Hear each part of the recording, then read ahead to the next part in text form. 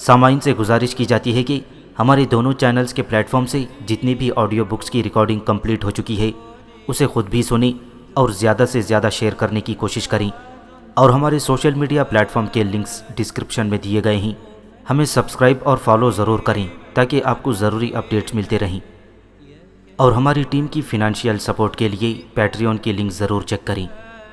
جزاک اللہ۔ بسم اللہ الرحمن الرحیم۔ ابلیکا، صدیوں کے سکوت میں لپٹی ایک حسین داستان۔ مصنف اسلم راہی MA۔ ایپیسوڈ 96۔ ارض فلسطین میں سکھم شہر کے سرائے میں ایک روز عزازیل، عارب، بیوسا، نبیتا، یافان اور اریشیا اکٹھے بیٹھے ہوئے تھی کہ عزازیل نے اپنے ان ساتھیوں کو مخاطب کرتے ہوئے کہنا شروع کیا: اے میرے عزیزوں، میرے ساتھیوں، فلسطین کی سرزمین کے اندر ہم اپنے مقصد میں پوری طرح کامیاب ہو گئے ہیں۔ بنی اسرائیل کی سلطنت کو، جو حضرت سلیمان علیہ السلام کے دور حکومت میں اپنے عروج پر پہنچ چکی تھی، اسے ہم نے 2 حصوں میں تقسیم کر کے رکھ دیا ہے۔ ایک حصے کا حکمران سلیمان علیہ السلام کا بیٹا رحیبام ہے، اس کا مرکزی شہر یروشلم ہے اور یہ لوگ وحدانیت پرست ہیں۔ دوسرے حصے کا حکمران سکھم کا باغی سردار پریام ہے، اس کا مرکزی شہر سکھم ہے۔ میری اور پریام کی کوششوں کے باعث اب سلطنت کے اس حصے کے لوگ شرک میں پوری طرح مبتلا ہو چکے ہیں۔ سونے کے جو 2 بت میں نے ان کے لیے بنوائے تھے، ان کی پرستش اب ان لوگوں نے پورے زور و شور اور پورے اعتماد اور عقیدے کے ساتھ شروع کر دی ہے۔ یوں میں سمجھتا ہوں کہ ان سرزمینوں کے اندر ہم اپنا مقصد حاصل کرنے میں کامیاب رہے ہیں۔ کائنات کے اندر رسولوں اور نبیوں کے بھیجنے کا مقصد جہاں یہ ہے کہ وحدانیت کے فروغ کے لیے کام کریں، وہاں اسی سرزمین کے اندر میرا مقصد یہ ہے کہ وحدانیت کے خلاف کام کر کے شرک کے پھلنے پھولنے کے لیے کام کروں۔ سنو میرے عزیزوں، تم دیکھتے ہو کہ ان سرزمینوں کے اندر میں نے اپنے اس کام کو خوب پھیلایا ہے، لہٰذا یہاں اپنے کام کی تکمیل کرنے کے بعد اب میں دوسری سرزمینوں کی طرف جانے کا ارادہ کرتا ہوں۔ عزازیل جب خاموش ہوا تو عارب نے اسے مخاطب کرتے ہوئے پوچھا: اے آقا، اب آپ کن سرزمینوں کا رخ کریں گے؟ عارب کے اس استفسار پر عزازیل نے کہنا شروع کیا: میرے ساتھیوں، میں یہاں سے اب ہندوستان کی سرزمین کا رخ کروں گا۔ میرے کچھ کارکنوں اور ساتھیوں نے مجھے خبر دی ہے کہ وہاں پر شرک، گناہ اور بدی کے پھولنے پھلنے کے خوب امکانات ہیں، لہٰذا اب میں فلسطین سے ہند کی سرزمین کا رخ کروں گا۔ عزازیل نے یافان کی طرف دیکھتے ہوئے کہا: اے یافان، کیا اس مہم میں تم بھی ہمارا ساتھ دو گی؟ یافان نے پرجوش انداز میں عزازیل کو مخاطب کرتے ہوئے کہا: اے آقا، میں کیوں تمہارا ساتھ نہ دوں گا؟ میں تمہارے ساتھ ہی ارض فلسطین سے ہند کی طرف کوچ کروں گا۔ یافان کا یہ جواب سن کر عزازیل بہت خوش ہوا۔ پھر وہ سب اٹھ کر سرائے کے اس کمرے سے نکلے، اپنی سری قوتوں کو حرکت میں لائے اور سکھم شہر سے کوچ کرتے ہوئے ارض ہند کی طرف روانہ ہو گئے۔ ایک روز شام سے تھوڑی دیر پہلے عزازیل اپنے ساتھیوں کے ساتھ دریائے جمنا کے کنارے ماہی گیروں کی ایک بستی سے باہر نمودار ہوا۔ اس نے دیکھا جس جگہ وہ نمودار ہوا تھا وہاں دریائے جمنا کے کنارے کنارے ماہی گیروں کی بہت سی کشتیاں کھڑی تھیں۔ ان کشتیوں کے قریب ہی دریا کے کنارے ایک بوڑھا مچھیرا اپنے سامنے آگ کا چھوٹا سا الاؤ روشن کر کے بیٹھا ہوا تھا۔ اپنے ساتھیوں کے ساتھ عزازیل اس بوڑھے ماہی گیر کے پاس آیا اور اس کے سامنے الاؤ کے پاس بیٹھتے ہوئے اس بوڑھے کو مخاطب کرتے ہوئے کہنا شروع کیا: میرا نام عزازیل ہے، میں انگنت قوتوں کا مالک ہوں۔ تمہارے حلیے اور تمہارے چہرے سے اندازہ ہوتا ہے کہ تم ایک ماہی گیر ہو۔ کیا میں جان سکوں گا کہ تمہارا کیا نام ہے؟ بوڑھے ماہی گیر نے ایک بار غور سے عزازیل اور اس کے ساتھیوں کی طرف دیکھا، پھر اس نے کہنا شروع کیا: میرا نام سیوارام ہے۔ تمہارا یہ اندازہ درست ہے کہ میں ایک ماہی گیر ہوں۔ سیوارام کے اس جواب پر عزازیل پھر بولا: اے بزرگ ماہی گیر، جیسا کہ میں تم پر پہلے ہی واضح کر چکا ہوں کہ ہم اس سرزمین میں اجنبی ہیں، کیا تم ہمیں بتاؤ گے کہ یہ کون سی سرزمین ہے، یہاں کون حکومت کرتا ہے اور اس حکومت کا مرکزی شہر کون ہے؟ عزازیل کے اس سوال پر بوڑھا سیوارام پھر بولا: یہ ریاست ہستناپور کی سرزمین ہے، اس کے مرکزی شہر کا نام بھی ہستناپور ہی ہے، اس ریاست کے راجا کا نام سنتانون ہے۔ بوڑھا جب خاموش ہوا تو عزازیل نے پھر اسے مخاطب کرتے ہوئے کہنا شروع کیا: اب تمہارے پاس سے فارغ ہو کر ہم ہستناپور شہر ہی کا رخ کریں گے، لہٰذا تم ہمیں ہستناپور کے راجہ سنتانون کے متعلق کچھ تفصیل بتاؤ گے کہ وہ کس قسم کا انسان ہے، اس کی کتنی بیویاں ہیں اور کتنے بیٹے ہیں، اور یہ کہ وہ کس بات کا زیادہ شوقین ہے۔ عزازیل کے اس سوال پر بوڑھا سیوارام تھوڑی دیر تک اپنے سر کو کھجلاتا رہا، پھر اپنے سامنے جلتے الاؤ کی آگ کو اس نے اور بھڑکایا، پھر اس نے عزازیل کی طرف دیکھتے ہوئے کہنا شروع کیا، سنو اجنبیوں، راجہ سنتانون بڑا نیک اور بڑا ہی ہردل عزیز انسان ہے، اور اس کی ایک ہی بیوی تھی جو بڑی مافوق الفطرت خاتون تھی، جس سے اس کا ایک ہی بیٹا ہے، اس کا نام دیواورتا ہے۔ ان دنوں سنتانون یعنی شانتنو کی بیوی نہیں ہے، کیونکہ اس نے اپنی زندگی میں گنگا نام کی ایک ہی لڑکی سے شادی کی تھی، جس سے متعلق میں تمہیں پہلے بتا چکا ہوں کہ وہ ایک مافوق الفطرت لڑکی تھی جو شانتنو کو چھوڑ کر جا چکی ہے۔ سیوارام کے اس انکشاف پر عزازیل نے شوق اور دلچسپی سے اس کی طرف دیکھتے ہوئے کہنا شروع کیا، اے مہربان سیوارام، کیا تم ہمیں یہ نہیں بتاؤ گی کہ راجہ شانتنو کی بیوی جس کا نام تم نے گنگا بتایا ہے وہ کس لحاظ سے مافوق الفطرت تھی؟ ان دونوں کا کیسے ملاپ ہوا اور کیوں وہ گنگا نام کی لڑکی شانتنو کو چھوڑ کر چلی گئی؟ عزازیل کے ان سوالوں کے جواب میں بوڑھا سیوارام تھوڑی دیر تک خاموش رہ کر شاید سارے واقعات کو اپنے ذہن میں جمع کرنے کی کوشش کرتا رہا۔ اس کے بعد وہ سنبھلا، اپنی گردن سیدھی کر کے عزازیل اور اس کے ساتھیوں کی طرف دیکھا، پھر اس نے کہنا شروع کیا، سنو اجنبیوں، اس شادی سے پہلے جب کہ راجہ شانتنو ابھی نوجوان ہی تھا تو یہ بڑا جفاکش اور دلیر تھا۔ یہ راجہ شکار کا بے حد شوقین ہے۔ ایک روز یہ دریائے گنگا کے کنارے شکار کر رہا تھا کہ اس کی زندگی کا سب سے بڑا حادثہ پیش آیا۔ شکار کے دوران گنگا کے کنارے اپنا گھوڑا دوڑاتے ہوئے راجہ شانتنو نے اچانک دیکھا کہ دریا کے کنارے ایک لڑکی تنہا، خاموش اور پرسکون کھڑی تھی۔ شانتنو اپنا گھوڑا دوڑاتا ہوا دریا کے کنارے کھڑی اس لڑکی کے پاس آیا اور اس نے دیکھا وہ لڑکی رنگوں کی قوسوں اور جل ترنگ کی مانند حسین تھی۔ دریائے گنگا کے کنارے بے لباس ویرانیوں کے اندر وہ اکیلی کھڑی تھی، اس کے عنبرین بال فضاؤں میں اڑ رہے تھے۔ اسے دیکھ کر راجہ شانتنو کو ایسے لگا جیسے کوئی ستارہ غار سے نکل کر کھڑا ہوا ہو یا کوئی چاند کھنڈرات سے طلوع ہوا ہو اور چاروں طرف دودھیا چاندنی پھیل گئی ہو۔ لڑکی کے قریب آ کر راجہ شانتنو تھوڑی دیر تک اسے غور سے دیکھتا رہا، پھر اسے مخاطب کرتے ہوئے کہنے لگا، میں نہیں جانتا تم کون ہو، کہاں سے آئی ہو اور دریائے گنگا کے کنارے اکیلی کیوں کھڑی ہو۔ میں تم سے صرف یہ پوچھنا چاہتا ہوں کہ میں تمہیں اپنا ساتھی بنانے کے لیے تمہیں پسند کر چکا ہوں۔ میں ہستناپور کا راجہ شانتنو ہوں اور تم سے یہ کہتا ہوں کہ جو کچھ بھی تم ہو مجھے قبول ہو، اس لیے کہ تمہیں دیکھتے ہی میں اپنے دل میں عہد کر چکا ہوں کہ تم سے شادی کروں گا، تمہیں ہستناپور کی رانی بناؤں گا۔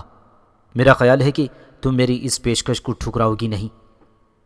راجہ شانتنو کی اس پیشکش پر لڑکی نے پہلی بار لب کھولے اور راجہ کی طرف دیکھتے ہوئے کہا، میرا نام گنگا ہے، میں ایک شرط پر رانی بننے اور تمہارے ساتھ شادی کرنے پر رضامند ہوں۔ راجہ شانتنو نے فوراً پوچھ لیا، میرے ساتھ شادی کرنے کے لیے تمہاری کیا شرط ہے؟ گنگا نام کی لڑکی پھر بولی، شادی کے بعد تم کبھی بھی مجھ سے میرا کوئی بھید جاننے یا میرے متعلق تفصیل حاصل کرنے کے لیے مجھ سے کوئی سوال نہ کرو گے، اور سنو، جس روز بھی تم نے ایسا کر کے مجھے ناخوش کیا اسی روز میں تمہیں چھوڑ کر چلی جاؤں گی۔ اس پر راجہ نے فوراً جواب دیا، مجھے تمہاری یہ شرط منظور ہے، اور یوں راجہ نے اس گنگا نام کی حسین اور جمیل لڑکی سے شادی کر لی۔ یوں وقت گزرنے لگا، دن ہفتوں میں، ہفتے مہینوں میں اور مہینے سالوں میں تبدیل ہونے لگے۔ آخر اس خوبصورت اور حسین لڑکی گنگا کے بطن سے ہستناپور کے راجہ شانتنو کا ایک بیٹا پیدا ہوا۔ راجہ بے حد خوش تھا کہ اس کے ہاں راجکمار اس کے تخت و تاج کا وارث پیدا ہوا ہے۔ جب محل کے اندر کام کرنے والی خادماؤں نے اسے اس بچے کی پیدائش کی اطلاع دی تو راجہ شانتنو محل کے اس حصے کی طرف بھاگا جس حصے میں ان دنوں ہستناپور کی رانی گنگا کا قیام تھا۔ جب وہ گنگا کی خوابگاہ میں داخل ہوا تو اس نے دیکھا خوابگاہ خالی پڑی تھی۔ وہ بڑا پریشان اور حیرت زدہ ہوا اور اس حصے میں کام کرنے والی خادماؤں سے جب اس نے اپنی رانی گنگا کے متعلق پوچھا تو خادماؤں نے اطلاع دی کہ بچے کے پیدا ہونے کے فوراً ہی بعد گنگا نومولود بچے کو اپنی گود میں لے کر دریائے گنگا کی طرف بھاگ کھڑی ہوئی تھی اور وہ ابھی تک وہاں سے نہیں لوٹی۔ یہ خبر سن کر راجہ شانتنو کو تشویش ہوئی، لہٰذا وہ فوراً اپنے گھوڑے پر سوار ہوا اور اسے دریائے گنگا کی طرف سرپٹ دوڑا دیا۔ اپنے گھوڑے کو بھگاتا بھگاتا ہستناپور کا راجا شانتنو جب دریائے گنگا کے کنارے پہنچا تو وہاں اپنی بیوی کی اصلیت اور حقیقت جاننے کے بعد اسے ایسا لگا جیسے وہ نیند کے دھند، موت کی سی نگاہ اور اندیشوں کے طوفانوں کا شکار ہو کر رہ گیا ہو۔ اس نے دیکھا کہ اس کی بیوی گنگا اپنے نومولود بچے کو اپنی گود میں لیے بھاگتی ہوئی دریا کے کنارے پہنچی، اور پھر بڑے زوردار انداز میں اس نے اس بچے کو اچھالتے ہوئے دریائے گنگا کی موجوں میں پھینک دیا۔ نومولود بچہ راجا شانتنو کے دیکھتے ہی دیکھتے دریائے گنگا کی اٹھتی بکھرتی لہروں کا شکار ہو کر رہ گیا۔ اپنی بیوی گنگا کا یہ رویہ اور اپنے بچے کی موت پر ہستناپور کا راجا شانتنو کچھ ایسا محسوس کر رہا تھا جیسے ہر سمت تاریکی ہی تاریکی پھیل گئی ہو، یا سحر کے عمل کے ذریعے کسی نے فضاؤں کو آصف زدہ، ہواؤں کو اداس اور دن کو تاریک کر کے رکھ دیا ہو۔ یہ سما دیکھنے کے بعد وہ کچھ یوں محسوس کر رہا تھا جیسے اس کے لیے آسمان پھٹ رہا ہو، زمین دھس رہی ہو۔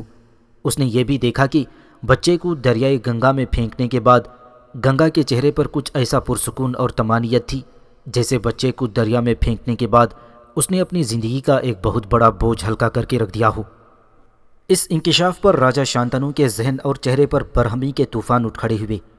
اپنے گھوڑے سے اتر کر وہ آگے بڑھا، اور جب وہ اپنی بیوی گنگا کے قریب ہوا تو اس نے دیکھا اس موقع پر گنگا کی حالت عجیب سی ہو رہی تھی۔ اس کی آنکھوں کے اندر دوپہر کی لو، الاؤ کی دہکتی آگ اور طوفانی عفریت جیسی کیفیت رقص کر رہے تھے۔ ہستناپور کا راجا شانتنو اس سے بہت کچھ پوچھنا چاہتا تھا، پر گنگا کی حالت دیکھ کر اس کے ذہن میں اٹھنے والے سارے خیالات تصور کی طرح بکھر کر رہ گئی تھی۔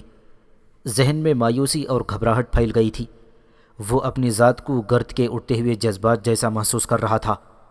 اپنی اس بدلتی حالت کے تحت ہستناپور کے راجا شانتنو کو یہ بھی یاد آیا کہ اس نے شادی کے موقع پر گنگا سے یہ وعدہ کیا تھا کہ وہ کبھی بھی زندگی بھر اس سے کوئی سوال نہ کرے گا، ورنہ وہ اس سے ناراض ہو کر اسے ہمیشہ کے لیے چھوڑ کر چلی جائے گی۔ اس خیال کے آتے ہی راجا شانتنو نے اپنے سارے خیالات، اپنی ساری استحفامی کیفیت پر مٹی ڈال دی۔ اس نے اپنے اوپر خاموشی اور صبر طاری کر لیا۔ اپنے بچے کو دریا کی نظر کرنے کے بعد گنگا واپس محل کی طرف چلی گئی، جبکہ راجا شانتنو بھی مایوسانہ انداز میں اپنے گھوڑے پر سوار ہوا اور گنگا سے کچھ فاصلہ رکھ کر وہ بھی واپس محل کی طرف جا رہا تھا۔ بوڑھا ماہی گیر سیوارام یہاں تک کہنے کے بعد تھوڑی دیر کے لیے رکا۔ ایک بار اس نے غور سے عزازیل اور اس کے ساتھیوں کی طرف دیکھا، پھر ہستناپور کے راجا شانتنو کی داستان کو آگے بڑھاتے ہوئے کہنے لگا۔ اگلے سال بادشاہ کے ہاں پھر ایک لڑکا پیدا ہوا، اسے بھی گنگا نے اٹھا کر دریا میں پھینک دیا۔ یوں بادشاہ کے ہاں ایک کے بعد دیگرے 7 لڑکے پیدا ہوئے، اور ساتوں ہی کو اس کی خوبصورت رانی گنگا نے دریا کی موجوں کی نظر کر دیا۔ راجا شانتنو چونکہ گنگا سے بے پناہ محبت کرتا تھا، اس لیے وہ ہر چیز کو برداشت کرتا رہا۔ وہ اس بنا پر بھی اس سارے المیے کے سامنے خاموش رہا، کیونکہ اس نے گنگا سے وعدہ کر رکھا تھا کہ وہ اس کے کسی بھی کام کے خلاف اس سے کوئی سوال نہ کرے گا۔ آخر ہستناپور کے راجا شانتنو کے ہاں جب 8واں بچہ پیدا ہوا تو اس کے ذہن میں یہ خیال اٹھا کہ اگر اسی طرح اس کے بچوں کو دریائے گنگا کی موجوں کی نظر کر دیا گیا تو کون ہوگا جو اس کے بعد ہستناپور کے تخت و تاج کا وارث بنے گا؟ اور شانتنو کا یہ خیال گنگا سے اس کی محبت پر غالب رہا۔ اس نے فیصلہ کیا کہ وہ بچے کو کسی بھی صورت دریائے گنگا کے پانی کی نظر نہ ہونے دے گا۔ لہٰذا 8ویں بچے کی پیدائش کے بعد جب اس کی حسین بیوی گنگا اپنے نومولود بچے کو لے کر دریائے گنگا کی طرف بھاگی تو ہستناپور کے راجا شانتنو نے اس کا تعاقب کیا اور دریا کے کنارے ہی اس کی اپنی بیوی گنگا کو جا روکا۔ زندگی میں پہلی بار اس نے گنگا کو درشتی اور برہمی سے مخاطب کرتے ہوئے کہا، یہ تم نے کیا غیر انسانی سلسلہ شروع کر رکھا ہے؟ میں نے تمہارے ساتھ صرف تعلقات استوار رکھنے اور تمہاری خوشنودی اور تمہاری محبت کو قائم رکھنے کے لیے اپنے 7 بیٹوں کی قربانی کو برداشت کیا۔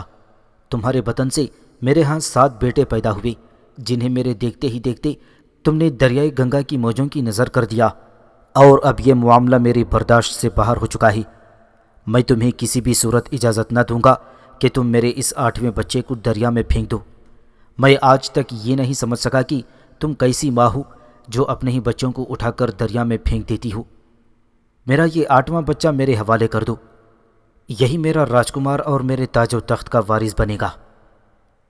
راجا کی یہ گفتگو سن کر گنگا کے چہرے پر عجیب طرح کی مسکراہٹ نمودار ہوئی۔ اس مسکراہٹ کے پس منظر میں گنگا کے چہرے پر ہلکی ہلکی اداسی کی جھلک بھی دیکھی جا سکتی تھی۔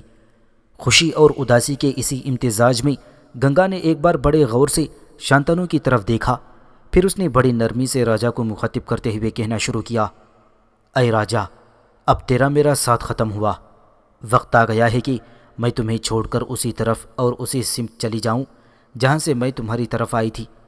میرا اور تمہارا یہ 8واں بچہ ضرور زندہ رہے گا، میں اسے اپنے ساتھ لے جاؤں گی اور مناسب وقت آنے پر تمہیں لوٹا دوں گی۔ میں اس بچے کا نام دیواورتا رکھتی ہوں اور اس کا دوسرا نام گنکیا ہوگا۔ اپنی رانی سے ہمیشہ کے لیے رخصت ہو جانے کی باتیں سن کر ہستنا پور کے راجا شانتنو پر غم اور دکھ کا پہاڑ ٹوٹ پڑا۔ اس موقع پر اس کی سمجھ میں کچھ نہیں آ رہا تھا کہ گنگا اس سے کیا کہہ رہی ہے۔ اس کے ذہن میں بس یہی غم اور دکھ سوار ہو کر رہ گیا کہ وہ عورت جسے اس نے زندگی میں ہر شے سے زیادہ عزیز اور پسندیدہ رکھا تھا، وہ اس سے ہمیشہ کے لیے رخصت ہونے والی ہے، اور ایسا وہ صرف اس بنا پر کر رہی ہے کہ اس نے اسے اپنا 8واں بچہ موت کی نظر کرنے سے روک دیا ہے۔ تھوڑی دیر تک شانتنو عجیب سے انداز میں گنگا کی طرف دیکھتا رہا۔ اس موقع پر اس کی آنکھوں میں ایک التجا اور التماس تھی۔ پھر اس نے گنگا کو مخاطب کرتے ہوئے کہا، اے گنگا، مجھے چھوڑ کر مت جاؤ، اپنے اس نومولود بچے کی پرورش میرے ساتھ رہتے ہوئے اور ہستنا پور کے محل کی آسائشوں میں رہ کر کرو۔ تم جانتی ہو کہ یہ عرصہ جو تم نے میرے ساتھ میری بیوی کی حیثیت سے گزارا ہے، اس دوران تم میرے جسم اور میری زندگی کا ایک حصہ بن چکی ہو، لہٰذا میں کسی بھی صورت تمہیں اجازت نہ دوں گا کہ تم مجھے ہمیشہ کے لیے چھوڑ کر چلی جاؤ۔ ہستنا پور کے راجا شانتنو کے ان الفاظ پر گنگا تھوڑی دیر تک اس کے سامنے کھڑی مسکراتی رہی۔ پھر راجا کو مخاطب کرتے ہوئے اس نے کہا، اے راجا، میرا تمہارے ساتھ یہ وعدہ تھا کہ تم کبھی بھی مجھ سے کسی قسم کا سوال نہ کرو گے، اور چونکہ تم نے آج یہ سوال کر ڈالا ہے، لہٰذا میرا اور تمہارا اکٹھا رہنے کا وعدہ ختم ہو چکا ہے۔ میں کسی بھی صورت اب تمہارے ساتھ نہ رہوں گی۔ اب جب کہ تم مجھ سے سوال کر کے معاہدہ توڑ ہی چکے ہو، تو میں تم پر یہ بھی انکشاف کر دوں کہ میں تمہاری طرح انسان نہیں ہوں، بلکہ میرا تعلق جنات کی جنس سے ہے۔ میں نے ایک فانی انسان کی حیثیت سے تمہارے ساتھ اتنا عرصہ گزارا ہے۔ اگر تم مجھ سے سوال کر کے میرے ساتھ ہونے والے معاہدے کو نہ توڑتے تو میں تمہارے ساتھ ہی ہستنا پور کے اس محل میں زندگی بسر کر دیتی۔ اسی دریائے گنگا کے کنارے ایک بار میں نے تمہیں شکار کرتے ہوئے دیکھا تھا اور تمہیں پسند کر لیا تھا۔ میں نے فیصلہ کر لیا تھا کہ میں تمہاری بیوی کی حیثیت سے زندگی بسر کروں گی، اسی لیے میں آج سے برسوں پہلے انسانی شکل و صورت میں اسی وقت دریائے گنگا کے کنارے آن کھڑی ہوئی تھی۔ جب تم دریائے گنگا کے کنارے شکار کر رہے تھے تو میری جسمانی ساخت میرے حسن اور میری خوبصورتی کو دیکھ کر متاثر ہوئے اور میرے ساتھ شادی کر لی۔ اب یہ معاملہ ختم ہو چکا ہے، اس لیے کہ میرے اور تمہارے درمیان جو معاہدہ تھا وہ ٹوٹ چکا ہے۔ راجا شانتنو گنگا کے اس انکشاف پر تھوڑی دیر تک خاموش رہ کر کچھ سوچتا رہا۔ پھر اس نے اپنی جھکی ہوئی گردن آہستہ آہستہ سیدھی کی اور پھر گنگا کی طرف دیکھتے ہوئے کہنا شروع کیا، اے گنگا، اب جب کہ تم اپنی اصلیت مجھ پر ظاہر کر چکی ہو تو میں سمجھتا ہوں کہ میں زبردستی تمہیں اپنے ساتھ رہنے پر مجبور نہیں کر سکتا، پر ہمیشہ کے لیے مجھ سے جدا ہونے سے پہلے یہ تو بتاؤ کہ تم نے میرے 7 بچوں کو دریا کی موجوں کی نظر کیوں کر دیا؟ گنگا نے پھر ہلکی ہلکی مسکراہٹ میں شانتنو کی طرف دیکھتے ہوئے کہا، اس معاملے کی تفصیل میں بھی نہ پڑھو، بس اتنا ہی جان لو کہ یہ 7 مصیبتیں تھیں جو تم سے ٹل گئی ہیں، اور ہاں، تمہارے 8ویں بیٹے کو میں اپنے ساتھ لے جا رہی ہوں۔ اس کی میں بہترین تربیت کروں گی، اسے مروجہ جنگی علوم اور فنون سے آراستہ کروں گی، اور جب یہ جوان ہوگا تو اسے میں تمہارے پاس چھوڑ جاؤں گی۔ یہی بیٹا تمہارے بعد تمہارے تاج و تخت کا وارث بنے گا اور تمہارا راجکمار کہلائے گا۔ اس کے ساتھ ہی گنگا عجیب سے سری انداز میں اپنے بچے کے ساتھ وہاں سے غائب ہو گئی اور ہستنا پور کا راجا اداس اور مغموم اپنے محل کی طرف چلا گیا۔ گنگا کے جانے سے راجا شانتنو کی زندگی ایک طرح سے خالی ہو کر رہ گئی تھی۔ اس کے ہاں زندگی کا مطلب ختم ہو چکا تھا۔ اس کے باوجود راجا روزمرہ کے کام بڑے احسن طریقے سے سر انجام دے رہا تھا۔ اس کی رعایا اس سے خوش تھی۔ راجا شانتنو نے وقت گزارنے کے لیے اور گنگا کی جدائی کے غم کو بھلانے کے لیے اپنے آپ کو شکار کے لیے وقف کر دیا تھا۔ 16 برس اسی طرح گزر گئے۔ پھر اے اجنبیوں، ایسا ہوا کہ ایک روز راجا دریا گنگا کے کنارے شکار کرتے ہوئے اپنا گھوڑا دوڑا رہا تھا کہ اس نے دیکھا کہ اس کی بیوی گنگا ایک بچے کے ساتھ دریا کے کنارے کھڑی تھی۔ شانتنو نے گھوڑے کا رخ اس طرف کر لیا اور قریب جا کر اس نے دیکھا کہ وہ واقعی اس کی بیوی گنگا ہی تھی۔ شانتنو اپنے گھوڑے سے اترا اور اس کے قریب جا کر اس کا ہاتھ تھامتے ہوئے بڑی بے چینی اور بے قراری کا اظہار کرتے ہوئے کہنا شروع کیا، اے گنگا، میں جانتا تھا کہ تم ضرور ایک دن لوٹ کر آؤ گی، میری زندگی کی کھوئی خوشیوں کو بحال کر دو گی۔ تم جانتی ہو کہ تمہارے بغیر میری زندگی میں کوئی خوشی، کوئی اطمینان نہیں رہا، لہٰذا آؤ اپنے محل چلیں اور دوبارہ پہلے جیسی خوشیوں سے بھرپور زندگی کی ابتدا کریں۔ راجا شانتنو کے ان الفاظ پر گنگا کے چہرے پر غموں بھری مسکراہٹ پھیل گئی۔ پھر اس نے راجا کو مخاطب کرتے ہوئے کہا، سنو، میں اس لیے لوٹ کر نہیں آئی کہ تمہارے محل میں نئی زندگی کی ابتدا کروں۔ یوں جانو کہ میرا اور تمہارا ساتھ اور سنگم ختم ہو چکا ہے، کچھ اس طرح جیسے سورج ڈوبنے کے بعد کوئی آدمی یہ توقع نہیں کرتا کہ سورج غروب ہونے والی جگہ سے دوبارہ طلوع ہو جائے گا، ایسے ہی اے راجا، تمہارا اور میرا ملاپ اب ناممکن ہے۔ اس بچے کی طرف دیکھو، یہ تمہارا اور میرا بچہ ہے۔ میں نے اس کی بہترین جنگی معاشی اور معاشرتی تربیت کی ہے، اور اب حسب وعدہ میں اسے تمہیں لوٹانے کے لیے آئی ہوں، اور میں تم پر یہ انکشاف کرتی ہوں کہ یہ بچہ جو میرا اور تمہارا ہے، یہ آنے والے دنوں میں بہترین اور کامیاب وارث ثابت ہوگا۔ اس کے ساتھ ہی گنگا اچانک دریا کے کنارے سے غائب ہو گئی۔ راجا شانتنو تھوڑی دیر تک مغموم خیالوں میں کھویا رہا، پھر آگے بڑھ کر اس نے اپنے بیٹے کو گلے سے لگا لیا اور اسے لے کر اپنے محل کی طرف روانہ ہو گیا۔ یہ واقعہ چند برس پہلے کا ہے، اور اب ہستنا پور کا راجا شانتنو اپنے جوان بیٹے دیواورتا کے ساتھ ہستنا پور کا انتظام سنبھالے ہوئے ہے، لیکن اب بھی وہ اپنی بیوی گنگا کی جدائی میں مغموم رہتا ہے اور اکثر شکار کر کے دل بہلاتا ہے۔ بوڑھے ماہی گیر سیوارام کے خاموش ہونے پر عزازیل اسے مخاطب کر کے کچھ کہنا چاہتا تھا کہ اسی لمحے ایک نوعمر اور نوخیز لڑکی ہرنی کی طرح اچھلتی ہوئی ان کی طرف آئی اور سیوارام کے پاس آ کھڑی ہوئی۔ عزازیل نے بڑے غور سے اس لڑکی کی طرف دیکھا۔ اس کے چہرے پر حسن و جمال کا رنگ، ستاروں کا طلسم اور خمار لذت تھا۔ اس کی آنکھوں کے اندر نشہ حیات کا ابلتا ہوا ایک سیلاب تھا۔ اس کا چہرہ حریم حسن تھا۔ وہ بے حد حسین اور پرجمال لڑکی کڑے دن اور گہری رات کی طرح خاموش سیوارام کے پاس آ کر کھڑی ہو گئی۔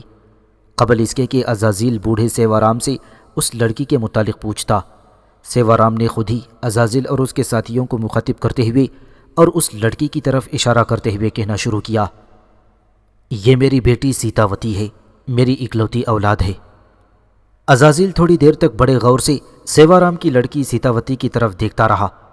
اس کے چہرے کے تاثرات اور اس کی آنکھوں کے اندر اڑتے ہوئے تخیلات سے صاف ظاہر تھا کہ وہ سیتاوتی کے حسن اور خوبصورتی سے بے حد متاثر ہوا ہے۔ پھر عزازیل نے سیوارام کی طرف دیکھتے ہوئے کہا، اے سیوارام، میں تمہیں پہلے ہی بتا چکا ہوں کہ میں مستقبل کے حالات بتانے والا ایک کامل انسان ہوں اور لوگوں کو ان کے ماضی کے حالات اور اطلاعات فراہم کر سکتا ہوں۔ میں علم نجوم اور علم رمل کا ایک بے مثال عالم ہوں، پیشن گوئیاں کرنے میں اپنی مثال نہیں رکھتا۔ اگر تم کہو تو میں تمہاری بیٹی سیتاوتی کے متعلق کوئی انکشافات کروں۔ عزازیل کی اس گفتگو کے بعد سیوارام نے اپنی بیٹی سیتاوتی کا ہاتھ پکڑ کر اپنے پاس بٹھا لیا تھا۔ پھر اس نے بڑی خوشی اور طمانینت سے عزازیل کی طرف دیکھتے ہوئے کہا، اے محترم عزازیل، اگر تم میری بیٹی سیتاوتی کے متعلق کچھ بتاؤ تو اس میں میری ذات کے لیے سکون اور اطمینان ہوگا۔ مجھے امید ہے کہ جو کچھ تم مجھے اس کے مستقبل کے متعلق کہو گی وہ سچائی اور حقیقت پر مبنی ہوگا۔ سیوارام کے اس انداز گفتگو کے بعد عزازیل چند لمحوں تک پھر اس کی بیٹی سیتاوتی کو سر سے لے کر پاؤں تک بڑے غور سے اور انہماک سے دیکھتا رہا۔ پھر اس نے دوبارہ کہنا شروع کیا، اے سیوارام، میں نے تیری بیٹی کے چہرے، اس کی آنکھوں اور اس کی دیگر جسمانی اعضاء کا بغور جائزہ لیا ہے۔ اپنے علم کی بنا پر میں جو کچھ اس کے متعلق جاننے میں کامیاب ہوا ہوں وہ یہ ہے کہ اے سیوارام، تیری بیٹی سیتاوتی کسی راجا کی مہارانی بنے گی۔ اس کے بطن سے جو اس کا بیٹا پیدا ہوگا وہ کسی ریاست کا راجا بن کر راج کرے گا۔ عزازیل کی گفتگو سن کر سیوارام خوش ہوا۔ اس نے بات کو آگے بڑھانے کی غرض سے عزازیل سے پوچھا، اے محترم عزازیل، میری بیٹی سے متعلق تم نے جو یہ پیشن گوئی کی ہے یہ کب اور کس وقت پوری ہوگی؟ اس پر عزازیل نے پھر جواب دیتے ہوئے کہا، اے سیوارام، یہ معاملہ جلد ہی تکمیل کو پہنچے گا، اس لیے کہ تمہاری بیٹی کا حسن اور جمال اور اس کے جسم کا خمیر مجھے بتاتا ہے کہ اس کے جسم سے عنقریب ایک خوشبو اٹھے گی۔ وہ خوشبو ہستناپور کے راجہ شانتنو کو اپنی طرف مائل کرے گی۔ اسی خوشبو کے تعاقب میں وہ یہاں تمہارے پاس آئے گا اور تم سے اپنے لیے تمہاری بیٹی طلب کرے گا۔ سیوارام اپنی بیٹی کے متعلق عزازیل کے بتائے ہوئے ان خوشکن الفاظ سے لطف اندوز ہو رہا تھا، جبکہ خود سیتاوتی کی حالت بھی ایسی ہی ہو رہی تھی۔ اس موقع پر سیتاوتی نے عزازیل کی طرف دیکھتے ہوئے پہلی بار جھرنے کی صدا اور بارش کی کھنک جیسی آواز میں کہا، اے محترم عزازیل، میں آپ اور آپ کے ساتھیوں کے متعلق کچھ نہیں جانتی کہ آپ کون ہیں اور کہاں سے آئے ہیں اور کدھر کا رخ کرنا چاہتے ہیں، لیکن یہ جو آپ نے میرے مستقبل کے متعلق پیشن گوئی کی ہے تو یہ کیسے اور کیوں کر ممکن ہوگی؟ کیوں ہستناپور کا راجہ شانتنو مجھے حاصل کرنے کے لیے ماہی گیروں کی اس بستی کی طرف آئے گا، اور کس طرح میرے بطن سے پیدا ہونے والا بچہ راجکمار بنے گا؟ حسین ستیاوتی کے اس سوال پر عزازیل کے چہرے پر تھوڑی دیر کے لیے مکارانہ اور عیارانہ مسکراہٹ نمودار ہوئی۔ پھر اس نے کوئی فیصلہ کرتے ہوئے ستیاوتی کو تسلی دینے کے انداز میں کہا، اے ستیاوتی، تمہارا حسن ایک سیال آتش ہے، تمہاری سانسوں کی خوشبو میں محبت کی ایک مہک ہے، اس مہک میں صدیوں کے غبار معطر ہوں گی، جس کے بلبوتے پر ہستناپور کا راجہ شانتنو اس بستی کی طرف کھنچا چلا آئے گا، اور پھر وقت کا وحشی ناچ کچھ ایسا رنگ دکھائے گا کہ وہ خود تمہارے باپ سے تمہارے ساتھ شادی کی التجا کرے گا۔ ستیاوتی بھی تھوڑی دیر کے لیے عزازیل کے انکشافات کی لذت میں کھو گئی۔ اتنی دیر تک اس کے باپ سیوارام نے اپنے آپ کو سنبھالا اور عزازیل کی طرف دیکھتے ہوئے کہا، اے بزرگ عزازیل، میں ماہی گیروں کی اس بستی کا سردار ہوں، آپ اپنے ساتھیوں کے ساتھ میرے ساتھ چلیے اور کچھ دن یہاں اس بستی میں قیام کیجیے۔ گو یہ بستی دریائے جمنا کے کنارے جھونپڑیوں پر مشتمل ہے، پر یہاں آپ ایک طرح کا سکون اور طمانینت ضرور پائیں گے۔ میرے پاس لکڑی اور سرکنڈے کے بنے ہوئے 2 بڑے بڑے جھونپڑے ہیں، ان میں سے جو چھوٹا ہے ان میں ہم دونوں باپ بیٹی رہ لیں گے، اور جو بڑا جھونپڑا ہے اس میں آپ اپنے ساتھیوں کے ساتھ چند دن قیام کر سکتے ہیں، لہٰذا آپ میرے ساتھ میرے ان جھونپڑوں کی طرف چلیے۔ سیوارام کی یہ گفتگو سن کر عزازیل اپنی جگہ سے اٹھ کھڑا ہوا۔ اس نے سیوارام کو مخاطب کر کے کہنا شروع کیا، اے سیوارام، تیری التماس پر ہم چند دن تک ضرور تمہاری اس بستی میں قیام کریں گے۔ ہم دیکھتے ہیں کہ تمہاری یہ بستی دریائے جمنا اور گنگا کے سنگم پر واقع ہے۔ دونوں دریاؤں کے ملاپ کی یہ سرزمین دیکھنے والے کے لیے عمدہ اور خوشکن مناظر پیش کرتی ہے، لہٰذا چند دن تک ہم ضرور یہاں قیام کر کے اس ماحول سے لطف اندوز ہوں گے۔ اب تم چلو اپنے جھونپڑوں کی طرف، میں اپنے ساتھیوں کے ساتھ چند دن تک تمہارے یہاں قیام کرنے کے لیے تیار ہوں۔ سیوارام اپنی بیٹی ستیاوتی کے ساتھ اٹھ کر قریبی جھونپڑوں کی طرف ہو لیا، جبکہ عزازیل بھی اپنے ساتھیوں کے ساتھ اس کے پیچھے پیچھے جا رہا تھا۔ سیوارام عزازیل اور اس کے ساتھیوں کو ایک بہت بڑے جھونپڑے کے پاس لایا، اس کا دروازہ کھولا اور جھونپڑے کا اندرونی حصہ اس نے عزازیل کو دکھاتے ہوئے کہا، جھونپڑے کے اندر آپ کو آسائش اور ضرورت کی ہر چیز ملے گی، اس میں آپ جب چاہیں قیام کر سکتے ہیں۔ آپ کی حیثیت اس جھونپڑے اور اس بستی کے اندر معزز مہمانوں کی سی ہوگی۔ اب آپ اپنے ساتھیوں کے ساتھ اس جھونپڑے میں قیام کریں، جبکہ میں اپنی بیٹی کے ساتھ دوسرے جھونپڑے میں آپ سب کے لیے کھانے کا انتظام کرتا ہوں۔ عزازیل اپنے ساتھیوں کے ساتھ جھونپڑے کے اندر چلا گیا، جبکہ سیوارام اپنی بیٹی کو لے کر اس جھونپڑے کے ساتھ والے دوسرے جھونپڑے میں داخل ہو گیا تھا۔ عزازیل اور اس کے ساتھی دریائے جمنا کے کنارے بنے ہوئے اس جھونپڑے میں جب ایک دوسرے کے آمنے سامنے بیٹھ گئے، تب یافان نے عزازیل کی طرف دیکھتے ہوئے رازدارانہ انداز میں گفتگو کا آغاز کیا، اے آقا، اس بوڑھے مچھیرے سیوارام سے متعلق میں کچھ گفتگو کرنا چاہتا ہوں۔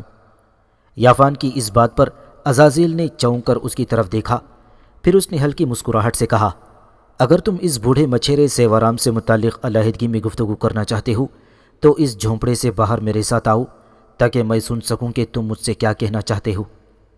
اس کے ساتھ ہی عزازیل اپنی جگہ سے اٹھ کر اس جھونپڑے سے باہر نکلا۔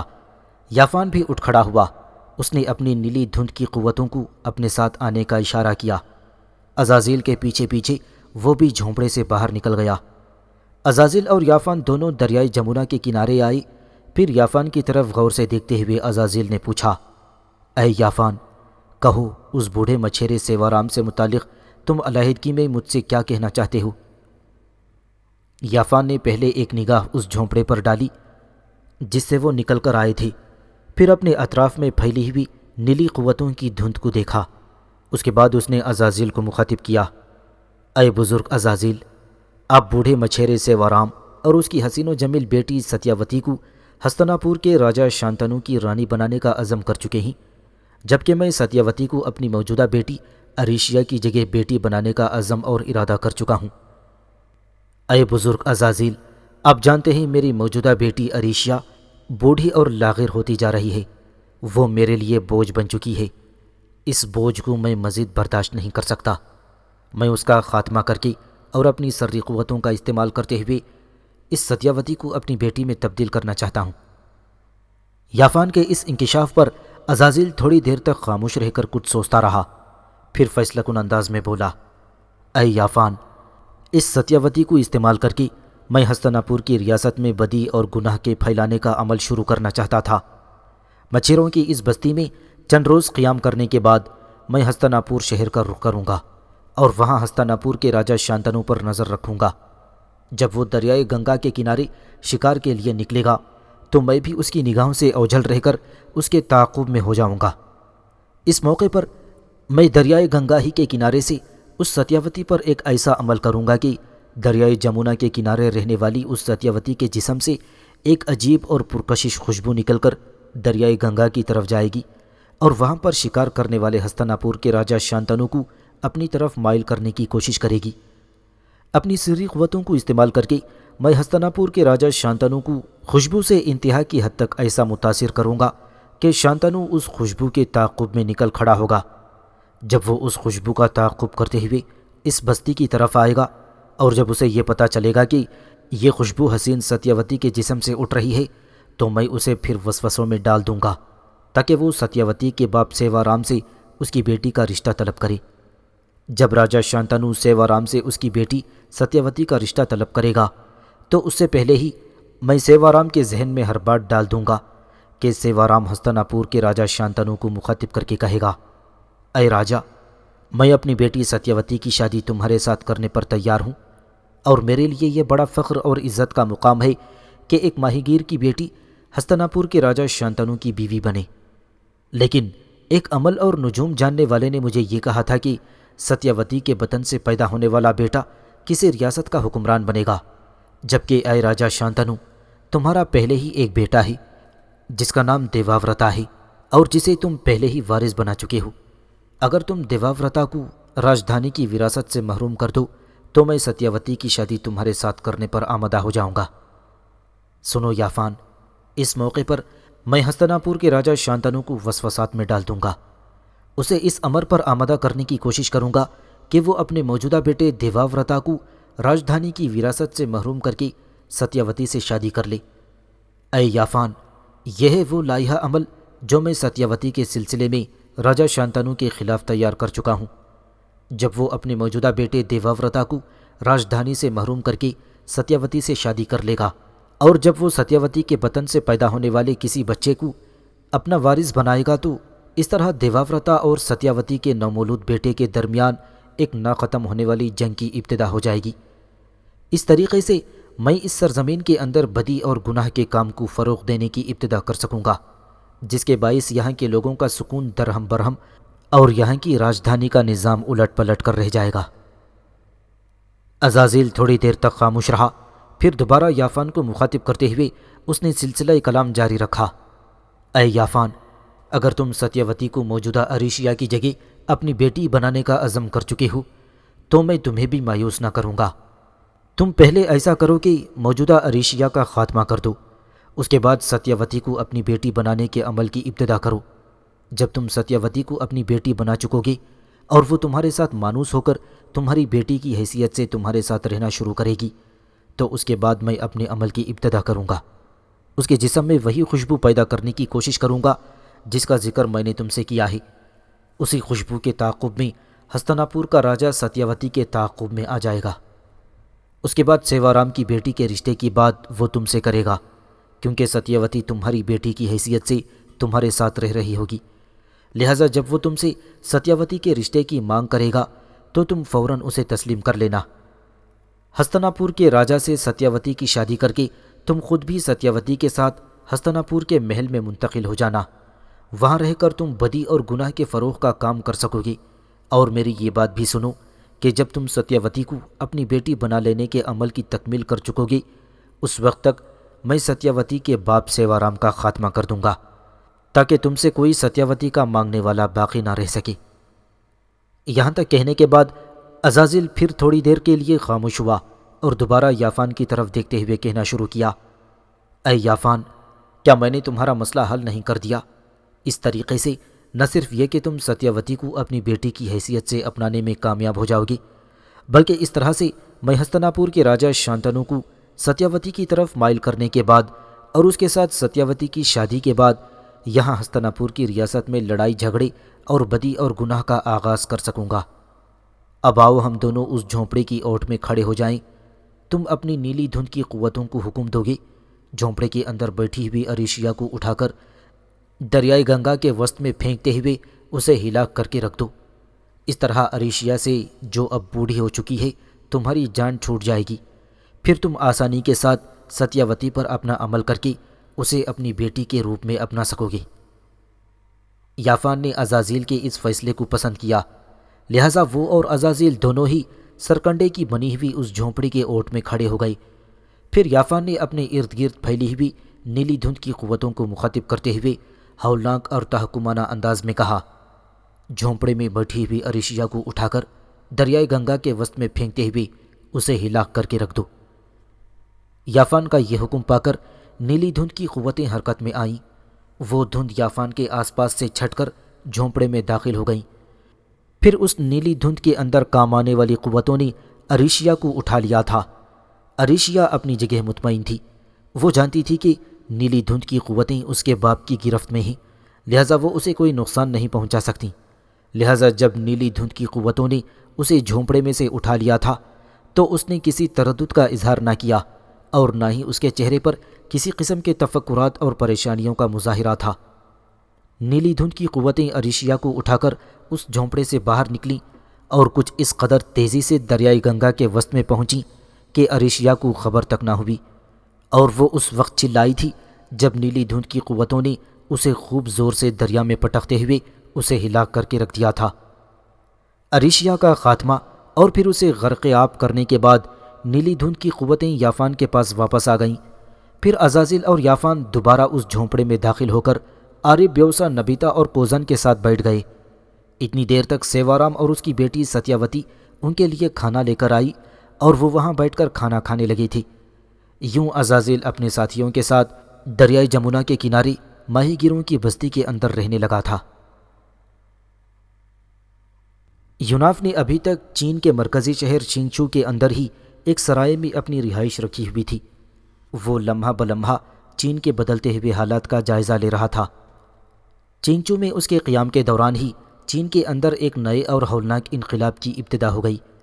وہ اس طرح کہ چین کے دو باغی اور ہولناک قبائل نے، جن کے نام چو اور ہوائی تھے، انہوں نے چین کے موجودہ بادشاہ وین کے خلاف سرگرم ہونے کا ارادہ کر لیا تھا۔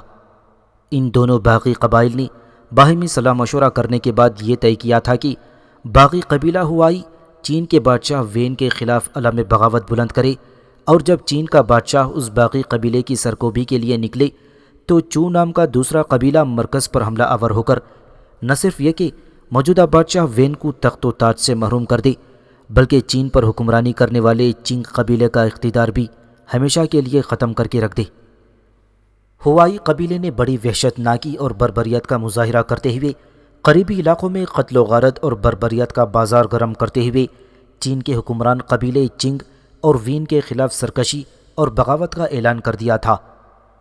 بادشاہ وین اپنے لشکر جرار کو لے کر ہوائی قبیلے کی سرکوبی کے لیے نکلا، اور جب وہ اس قبیلے کے ساتھ ہولناک جنگوں میں مصروف ہو گیا تو دوسرے باغی قبیلے چو نے اپنا کردار شروع کیا۔ وہ اپنے جنگجو اور بے شمار مسلح قبائلوں کے ساتھ چین کے مرکزی شہر چنگچو کی طرف بڑھا۔ حکمران قبیلے کی بدقسمتی تھی کہ ان کا بادشاہ وین ہوائی قبیلے کے خلاف جنگ کرتے ہوئے مارا گیا۔ دوسری طرف جب چو قبائل نے چین کے مرکزی شہر کی طرف پیش قدمی کی تو شینگ قبیلے نے اپنے موجودہ بادشاہ کی جگہ اس کے ایک عزیز وو کو چین کا بادشاہ مقرر کر دیا تھا۔ بادشاہ وو اور باغی قبیلے چو کے درمیان دریائے وی کے کنارے ہولناک جنگ ہوئی، جس میں نئے بادشاہ وو اور حکمران قبیلے کو زبردست شکست ہوئی تھی، اور پھر نیا بادشاہ وو بھی اس جنگ میں کام آ گیا۔ تاہم حکمران قبیلے چنگ نے اپنے اقتدار کو بچانے کی خاطر اپنی بھرپور جنگی تیاریاں شروع کر دی تھیں، اور ایک شخص جوشین کو انہوں نے اپنا بادشاہ مقرر کرتے ہوئے چو نام کے باغی قبیلے کے خلاف اپنی جنگ جاری رکھی۔ دوسری طرف ہوائی قبیلہ بھی اپنی جنگ سے فارغ ہو کر اپنے ساتھی باغی قبیلے چو کے ساتھ آملا تھا۔ اس طرح ان دونوں باغی قبائل نے حکمران قبیلے چنگ کے خلاف نہ ختم ہونے والی جنگوں کا سلسلہ شروع کر دیا تھا۔ ان جنگوں کے درمیان چین کی داخلی حالت خطرناک اور غیر محفوظ ہو کر رہ گئی تھی۔ ہر طرف قتل و غارت گری کا دورہ تھا۔ حکمران چنگ قبیلے نے اپنی آخری کوشش کے طور پر اپنے نئے بادشاہ چوشین کی سرکردگی میں ایک لشکر تیار کیا اور ان دونوں باغی قبائل کی سرکوبی کے لیے دریائے وی کے کنارے ایک ہولناک جنگ کی ابتدا کی۔ اس جنگ میں بھی حکمران قبیلے چنگ کو شکست ہوئی اور باغی قبائل جنگ جیتنے میں کامیاب ہو گئے۔ باغیوں نے اس فتح مندی کے بعد چنگ قبیلے کے آخری بادشاہ چوشین کو موت کے گھاٹ اتار دیا اور اس کی جگہ چو قبیلے کے سردار چینگ کو چین کا بادشاہ مقرر کر دیا تھا۔ چین کے سابق حکمران قبیلے چینگ کے خلاف بغاوت کا علم بلند کرتے ہوئے دونوں باغی قبائل چو اور ہوائی کے درمیان یہ طے پایا تھا کہ اگر یہ دونوں قبیلے مل کر حکمران قبیلے چینگ کو اپنے سامنے مغلوب کر لیتے ہیں تو چین کی حکمرانی میں دونوں قبائل برابر کے حصے دار ہوں گے۔ لیکن ہوائی قبیلے کو تخت و تاج سے محروم کرنے کے بعد جب چو قبیلے نے اپنے ساتھی باغی قبیلے ہوائی کو کسی قسم کے مراعات اور حقوق دینے سے قطعی طور پر انکار کر دیا تو اس قبیلے نے انفرادی حیثیت سے چین پر حکمرانی کرنی شروع کر دی تھی۔ اس پر باغی ہوائی قبیلے نے چین کے سابق حکمران قبیلے سے ساز باز کی کہ اگر وہ دونوں مل کر چو قبیلے کے خلاف حرکت میں آئیں تو وہ انہیں ان کا چھینا ہوا اقتدار واپس دلانے میں مددگار ثابت ہوگا۔ حکمرانی سے محروم ہو جانے والے اس چین قبیلے نے ہوائی قبیلے سے پورا تعاون کیا۔ دونوں قبائل نے مل کر ایک بڑا لشکر جرار تیار کیا تھا، اور جب وہ اپنی جنگی تیاریاں مکمل کر چکے تو وہ دونوں قبائل نے مل کر حکمران چو قبیلے کے خلاف بغاوت کا علم بلند کر دیا۔ دونوں قبائل کے ساتھ حکمران قبیلے چو کی چین کے ساتھ موجودہ صوبے شینسی میں ہولناک جنگ ہوئی تھی۔ اس جنگ میں حکمران قبیلہ چو فتح مند ہوا، جبکہ ہوائی اور چنگ قبائل دونوں کو شکست ہوئی۔ اس طرح حکمران چو قبیلے نے دونوں قبائل کی طاقت کو مکمل طور پر کچل کر چین کے اندر اپنی حکمرانی کو مضبوط اور مستحکم کر دیا۔ باغیوں کا مکمل طور پر صفایا کرنے کے بعد چین کے بادشاہ چوانگ نے ملکی انتظام اور استحکام کی طرف دھیان دیا۔ اس نے چین کے 2 دارالحکومت مقرر کیے۔ پہلا دارالحکومت چوٹنگ مقرر ہوا تھا اور دوسرا دارالحکومت چینگ چو مقرر ہوا تھا۔ اس طرح چین کے اندر چو قبیلے کا بادشاہ شوانگ اپنے باغیوں کا مکمل طور پر خاتمہ کرنے کے بعد دل جمعی اور اطمینان کے ساتھ حکومت کرنے لگا تھا۔ چین میں یہ انقلاب رونما ہونے کے بعد تک یوناف چین کے شہر کی اسی سرائے میں مقیم رہا جس میں اس نے چین میں داخل ہونے کے بعد قیام کیا تھا۔ ایک روز وہ اسی سرائے کے کمرے میں اکیلا بیٹھا ہوا تھا کہ ابلیکا نے پہلے اس کی گردن پر تیز ریشمی لمس دیا، پھر ابلیکا کی کھنکتی ہوئی اور موسیقی کی لہریں بکھیرتی ہوئی آواز یوناف کی سماعت سے ٹکرائی۔ یوناف میرے حبیب، تم ایک عرصے سے چین کی سرزمین میں قیام کیے ہوئے ہو۔ چین کے اندر جو انقلاب رونما ہونا تھا وہ تو ہو چکا ہے، اور چین میں ایک نیا قبیلہ طاقت اور قوت اختیار کر چکا ہے۔ سنو یوناف، میں سمجھتی ہوں کہ اب یہاں اس سرزمین میں تمہارا قیام کرنا بیکار اور فضول ہے۔ تم یہاں کے حالات اور واقعات کا جائزہ لینا چاہتے تھے اور تم وہ لے چکے ہو، لہٰذا اس موقع پر میں تم سے یہ کہوں گی کہ ہندوستان میں دریائے گنگا اور دریائے جمنا کے سنگم پر تمہاری سخت ضرورت محسوس کی جا رہی ہے۔ یوناف نے فوراً ابلیکا کی بات کاٹتے ہوئے کہا، اے ابلیکا، دریائے گنگا اور دریائے جمنا کے سنگم پر میری کیسی اور کیوں ضرورت محسوس کی جا رہی ہے؟ اس پر ابلیکا پھر بولی، عزازیل، عارب، بیوسا، نبیتا، کوزن اور یافان ارض فلسطین سے دریائے گنگا اور جمنا کے سنگم کے قریب ماہی گیروں کی بستی میں قیام کر چکے ہیں۔ سنو یوناف، میں عزازیل اور اس کے ساتھیوں کے ارادوں سے تمہیں تفصیل کے ساتھ آگاہ کرتی ہوں۔ ماہی گیروں کی جس بستی میں عزازیل نے اپنے ساتھیوں کے ساتھ قیام کر رکھا ہے، وہاں ستیاوتی نام کی ایک بے حد حسین اور خوبصورت لڑکی ہے، اور یہ ماہی گیروں کے سردار سیوارام کی بیٹی ہے۔ اسی لڑکی کے ذریعے عزازیل دریائے گنگا کے کنارے ہستنا پور کی ریاست کے اندر ایک فساد اور فتنہ برپا کرنا چاہتا ہے۔ عزازیل کا ارادہ یہ ہے کہ وہ اپنی سری قوتوں کو استعمال کرتے ہوئے ستیاوتی کے جسم میں ایک ایسی خوشبو پیدا کرے گا کہ وہ خوشبو دریائے گنگا کے کنارے شکار کھیلنے والے ہستنا پور کے راجا شانتنو کو متاثر کرے گی، اور اسی خوشبو کے تعاقب میں وہ ستیاوتی کی طرف آئے گا اور ستیاوتی سے شادی کی خواہش کا اظہار کرے گا، جبکہ عزازیل پہلے ہی ستیاوتی کے باپ سیوارام کو سمجھا چکا ہے کہ تیری بیٹی کی شادی راجا کے ساتھ ہوگی، اور اس راجا سے جو ستیاوتی کا بیٹا ہوگا وہ راجکمار اور وارث بن کر نمودار ہوگا۔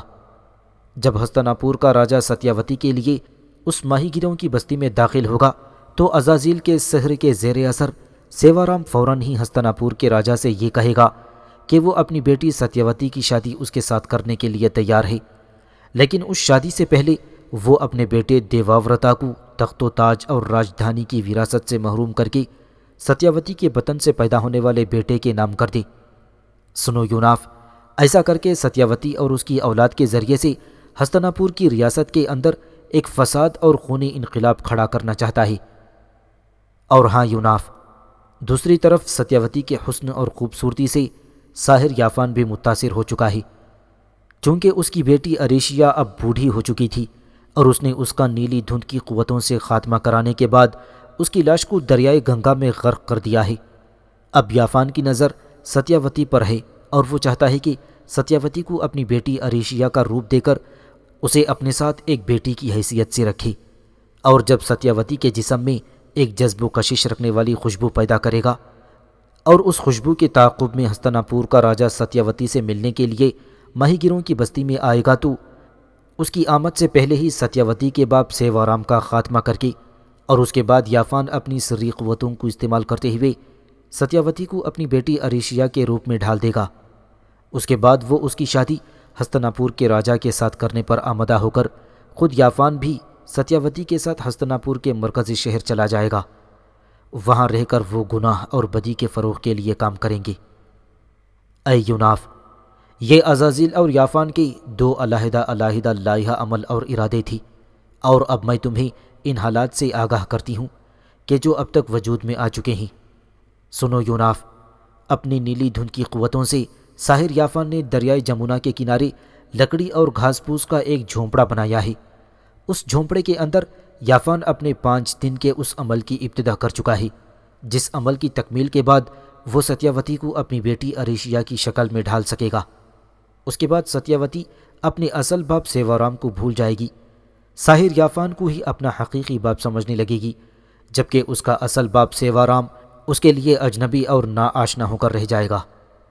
اے یوناف، میں اس وقت سے ڈرتی ہوں جب خود اس کی بیٹی ستیاوتی اریشیا کا روپ دھارنے کے بعد نہ صرف یہ کہ اس سے سارے رشتے منقطع کر دے گی بلکہ اسے پہچاننے سے بھی انکار کر دے گی۔ میں ڈرتی ہوں کہ اگر ایسا ہو گیا تو بوڑھا سیوارام بیچارہ زندہ نہ رہ سکے گا۔ اس نے جب یہ جانا کہ اس کی بیٹی نہ صرف یہ کہ اسے فراموش کر چکی ہے بلکہ اس کے ساتھ سارے رشتے بھی اس سے منقطع کر دیے ہیں، اس پر وہ بیچارہ دریائے جمنا میں ڈوب مرے گا اور اپنی زندگی کا خاتمہ کر دے گا۔ اے یوناف، میں نہیں چاہتی کہ عزازیل اور اس کے ساتھیوں کے ہاتھوں یوں ایک آباد اور بسا بسایا گھر تباہ اور برباد ہو کر رہ جائے۔ ان حالات کی بنا پر چلو یوناف، ہندوستان کا رخ کریں۔ دریائے جمنا کے کنارے میں اور تم ماہی گیروں کی اس بستی میں داخل ہوں اور عزازیل، یافان اور اس کے سارے ساتھیوں کے ارادوں اور ان کی شرارتوں کو خاک میں ملا کر رکھ دیں۔ اے یوناف، یافان کو اپنے عمل کی ابتدا کیے ہوئے آج دوسرا دن ہے۔ اگر اس نے اپنے عمل کے 5 دن مکمل کر لیے تو وہ یقیناً ستیاوتی کو اپنی بیٹی اریشیا کا روپ دینے میں کامیاب ہو جائے گا، اور جب وہ ایسا کر چکے گا تو بیچارے سیوارام کا خاتمہ ہو جائے گا۔ لہٰذا میں چاہتی ہوں کہ چلو ابھی اور اسی وقت چین کے اس شہر چینگشو سے دریائے جمنا کے کنارے ماہی گیروں کی اس بستی کا رخ کریں گے جہاں دریا کے کنارے ایک جھونپڑے کے اندر یافان اپنے عمل کی ابتدا کر چکا ہے۔ اے یوناف، میں تم سے کہہ چکی ہوں کہ ہم آنے والی رات کو اس بستی میں داخل ہوں اور یافان کے عمل کو برباد کر کے رکھ دیں۔ وہ اس طرح کہ جس جھونپڑے کے اندر یافان نے اپنے عمل کی ابتدا کر رکھی ہے، اس جھونپڑے کے باہر اس کی نیلی دھند کی قوتیں اس کی حفاظت کرتی ہیں، کسی کو بھی اس جھونپڑے میں داخل نہیں ہونے دیتی۔ سنو یوناف، ہمارے لیے یہ بہترین موقع ہے کہ ہم اس ساحر یافان کا ہمیشہ ہمیشہ کے لیے خاتمہ کر کے رکھ دیں۔ مجھے خدشہ ہے کہ اگر ہم نے اس موقع سے فائدہ نہ اٹھایا تو پھر ایسا موقع مشکل ہی سے ہمارے ہاتھ لگے گا۔ میں اور تم رات کے وقت یہاں سے کوچ کرنے کے بعد دریائے جمنا کے کنارے اس جھونپڑے کے پاس نمودار ہوں گے جس کے اندر یافان نے اپنے عمل کی ابتدا کر رکھی ہے، اور میں وہاں نمودار ہو کر نیلی دھند کی قوتوں کے ساتھ الجھ جاؤں گی، جبکہ تم برق رفتاری کے ساتھ اس جھونپڑے میں داخل ہو جانا، یافان کو گردن سے پکڑ کر زمین پر پٹک دینا اور اس کی ہڈیوں کے ڈھانچے کو علیحدہ علیحدہ کرتے ہوئے اس پر اپنی تلوار کی ضربیں لگاتے ہوئے اسے ریزہ ریزہ کر کے رکھ دینا۔ اس وقت تک میں نیلی دھند کی قوتوں کو اپنے ساتھ الجھائے رکھوں گی، پھر تم ایسا کرنا کہ ان ہڈیوں کو ایک ایک کر کے علیحدہ علیحدہ دریائے جمنا کے اندر پھینک دینا۔ ایسا کرنے کے بعد تم جھونپڑے سے باہر آنا، پھر ہم مل کر کوزن پر حملہ آور ہوں گے اور مار مار کر اس کی وہ حالت کریں گے کہ وہ برسوں تک اس مار کو یاد رکھے گا۔ آئندہ کبھی بھی وہ عزازیل عارب بیوسا اور نبیتا کا ساتھ دینے کی کوشش نہیں کرے گا۔ اے یوناف، یہ ہے وہ لائحہ عمل جس کی میں ابتدا کرنا چاہتی ہوں۔ اب تم بتاؤ تمہارا اس معاملے میں کیا خیال ہے؟ ابلیکا کی اس ساری گفتگو کے جواب میں یوناف نے مسکراتے ہوئے کہا، اے ابلیکا، میں تمہارے اس سارے لائحہ عمل سے اتفاق کرتا ہوں۔ تمہیں یقین دلاتا ہوں کہ آج کی رات ہم دریائے جمنا کے کنارے ماہی گیروں کی بستی کا رخ کریں گے اور وہاں پر یافان کا خاتمہ کرنے کے بعد کوزن کو مار مار کر وہاں سے بھاگ جانے پر مجبور کر دیں گے۔ یوناف کا یہ جواب سن کر ابلیکا خوش ہو گئی۔ اس کے بعد وہ دونوں وہاں سے دریائے جمنا کی طرف کوچ کر گئے تھے۔ اندھیروں کے سمندر کے اندر دریائے جمنا کے کنارے ماہی گیروں کی بستی سے ذرا فاصلے پر یوناف نمودار ہوا۔ اسی لمحے ابلیکا نے اس کی گردن پر لمس دیا اور پھر ابلیکا کی وارفتگی سے بھرپور آواز یوناف کی سماعت سے ٹکرائی۔ یوناف میرے حبیب، تم یہاں ماہی گیروں کی بستی سے دور کیوں نمودار ہوئے ہو؟ تمہیں تو ماہی گیروں کی بستی کے اندر دریائے جمنا کے کنارے اس جھونپڑے سے باہر نمودار ہونا تھا جس میں یافان اپنے عمل کی ابتدا کر چکا ہے۔ ابلیکا کی یہ گفتگو سن کر یوناف کے ہونٹوں پر ہلکی سی مسکراہٹ نمودار ہوئی۔ پھر اس نے بڑی نرمی اور چاہت بھری آواز میں ابلیکا کو مخاطب کرتے ہوئے کہا، اے ابلیکا، میں ایک مقصد اور ایک احتیاط کے تحت ماہی گیروں کی بستی سے دور دریائے جمنا کے کنارے نمودار ہوا ہوں۔ اے ابلیکا، پہلے تو اکیلی ماہی گیروں کی اس بستی میں داخل ہو، جبکہ میں دریائے جمنا کے کنارے کھڑا رہ کر تمہاری واپسی کا انتظار کروں گا۔ دیکھو کہ اس بستی کے اندر عزازیل موجود ہے کہ نہیں۔ دوسرے یہ کہ عارب بیوسا، نبیتا اور کوزن اس جھونپڑے سے کس قدر دور ہے جس جھونپڑے میں ساحر یافان نے اپنے عمل کی ابتدا کر رکھی ہے۔ اور پھر یہ کہ ضرورت کے وقت میرے اور تمہارے مقابلے میں یافان اور اس کی نیلی دھند کی قوتوں کی چیخ و پکار پر کیا وہ ان کی مدد کو آ سکتے ہیں؟ یوناف جب خاموش ہوا تو ابلیکا نے اسے مخاطب کرتے ہوئے کہا، یوناف، جو کچھ تم نے کہا ہے وہ سب کچھ ٹھیک ہے۔ پہلے مجھ اکیلے ہی کو ماہی گیروں کی اس بستی میں داخل ہو کر ان سارے امور کا جائزہ لینا چاہیے جس کا تم نے ذکر کیا ہے۔ اس کے بعد تمہیں اس بستی کا رخ کرنا چاہیے۔ اس کے ساتھ ہی ابلیکا نے یوناف کی گردن پر لمس دینا بند کر دیا اور وہاں سے چلی گئی، جبکہ یوناف وہیں دریائے جمنا کے کنارے تاریکی میں کھڑے ہو کر اس کی واپسی کا انتظار کرنے لگا۔ تھوڑی ہی دیر بعد ابلیکا لوٹ آئی۔ پھر اس نے یوناف کی گردن پر دوبارہ لمس دیتے ہوئے کہا، اے یوناف، میری باتیں غور سے سنو۔ میں دریائے جمنا کے کنارے ماہی گیروں کی بستی سے ہو کر آ رہی ہوں۔ سنو، عزازیل اس وقت اس بستی میں موجود نہیں ہے۔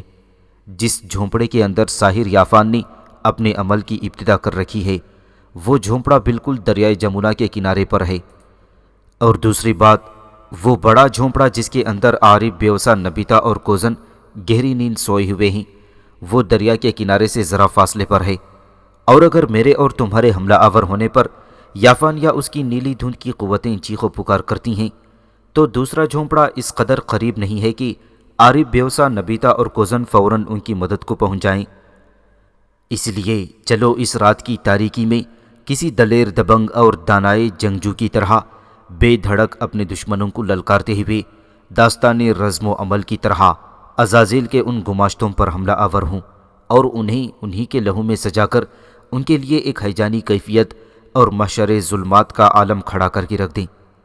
اے یوناف، آؤ اس اندھیری اور ویران رات میں اپنے ان دشمنوں کی ساری بدی کی قوت کو ملیا میٹ کرتے ہوئے ان پر تلخ حقیقتیں واضح کر دیں اور دونوں مل کر وقت کی رفتار میں نیکی کا بھرپور وار ادا کر دیں۔ ابلیکا کے یہ الفاظ سن کر یوناف بہت خوش ہوا۔ پھر اس نے ابلیکا کو مخاطب کرتے ہوئے کہا، سنو یوناف، ہمارے حملہ آور ہونے کا لائحہ عمل کچھ اس طرح ہوگا کہ یہاں سے کوچ کرنے کے بعد تم اس جھونپڑے کے باہر نمودار ہونا جس کے اندر یافان نے اپنے عمل کی ابتدا کر رکھی ہے، اور وہاں پر تم نیلی دھند کی قوتوں سے الجھ جانا، جبکہ یہاں سے کوچ کرنے کے بعد میں براہ راست اس جھونپڑے کے اندر نمودار ہوں گا جس کے اندر اس وقت یافان موجود ہے، اور اس کی ہڈیوں کے ڈھانچے کو ریزہ ریزہ کر کے دریائے جمنا کے اندر پھینک دوں گا تاکہ نیلی دھند کی قوتیں پھر اس کے ہڈیوں کے ڈھانچے کو تلاش کر کے دوبارہ اس کی صورت میں کوئی نیا طوفان کھڑا کرنے کی کوشش نہ کریں۔ ابلیکا نے یوناف کی اس تجویز سے مکمل اتفاق کیا اور وہ دونوں وہاں سے روپوش ہو گئے۔ اپنی سری قوتوں کو استعمال کرتے ہوئے یوناف دریائے جمنا کے کنارے اس جھونپڑے میں نمودار ہوا جس کے اندر یافان بیٹھا اپنے عمل کی ابتدا کیے ہوئے تھا۔ جو ہی یوناف اس جھونپڑے کے اندر نمودار ہوا، یافان چونک کر اپنی جگہ پر اٹھ کھڑا ہوا۔ جھونپڑے کے ایک طرف کھڑے یوناف کو بڑے غور اور شکوک بھرے انداز میں دیکھنے لگا۔ پھر یافان نے اپنے آپ کو کسی قدر سنبھالا اور پھر سخت لہجے میں یوناف کو مخاطب کرتے ہوئے پوچھا، اے نیکی کے نمائندے، تو میرے اس جھونپڑے میں کیا لینے آیا ہے؟ خصوصاً اس وقت جبکہ میں اپنے انتہائی اہم اور قیمتی عمل کی ابتدا کیے ہوئے تھا، تو نے اس جھونپڑے میں داخل ہو کر میرے اس عمل کو غارت کر کے رکھ دیا ہے، اور میں تجھے اس کی سزا ضرور دے کر رہوں گا۔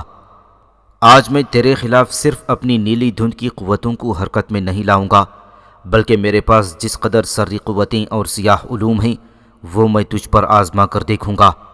مجھے امید ہے کہ میں تیری حالت اپنے سامنے آگ کے اندر تیر جانے والے جیسی کر کے رکھ دوں گا۔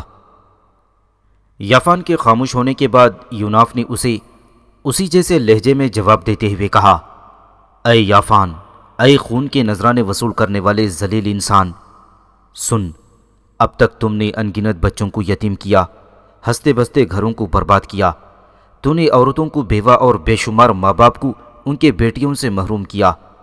اے عزازیل کے گماشتے، تیری ہر دل کشی کے ساتھ کراہت، تیری نرمی کے ساتھ خباثت اور تیری ہمدردی کے ساتھ اذیت بھری ہوئی ہے۔ اے یافان، میں جانتا ہوں تو گناہوں کا سرچشمہ ہے، اور مجھے یہ بھی خبر ہے کہ تو نے جس لڑکی کو اپنی بیٹی اریشیا کا روپ دے رکھا تھا اس کا خاتمہ کر دیا ہے، اور اب تم ماہی گیروں کی اس بستی کے سردار سیوارام کی بیٹی ستیاوتی کو اس عمل کے ذریعے اپنی بیٹی اریشیا کا روپ دینا چاہتا ہے، اور ایسا میں ہرگز نہ ہونے دوں گا۔ اے یافان، اگر آج تو اپنے سارے سیاہ علوم، اپنی ساری سری قوتوں کو میرے خلاف آزمانے کا ارادہ کر چکا ہے تو سن رکھ، قسم مجھے اپنے رب اور اس کے جلال کی، میں بھی آج اپنے اللہ کا نام لے کر تیری پختہ عمری کی ساری دانشمندی، تیرے بڑھاپے کی ساری ہی دانائی، تیرا سارا ہنر، سارا ذوق جمال، تیری تڑپتی لگن اور تیری وفا کی آنچ کو غم زمانہ کی دھول دھنکی ہوئی امن اور خزاں کے اداس نغموں جیسی بنا کر رکھ دوں گا۔ اس کے ساتھ ہی یوناف آندھیوں کے غضبناک جھکڑوں کی طرح آگے بڑھا اور اس نے یافان کی گردن پر اپنی گرفت ڈال دی۔ قبل اس کے کہ یافان سنبھل کر یوناف کے خلاف حرکت میں آتا، اس کے خلاف اپنے سیاہ علوم یا سری قوتوں کو حرکت میں لاتا، یوناف نے یافان کی ہڈیوں کے ڈھانچے کو اپنے دائیں ہاتھ میں فضا کے اندر بلند کیا اور پھر پوری قوت کے ساتھ اسے زمین پر پٹک دیا۔ یوناف کے اس عمل سے یافان کے ہڈیوں کے ڈھانچے کی کئی ہڈیاں ادھر ادھر بکھر گئیں۔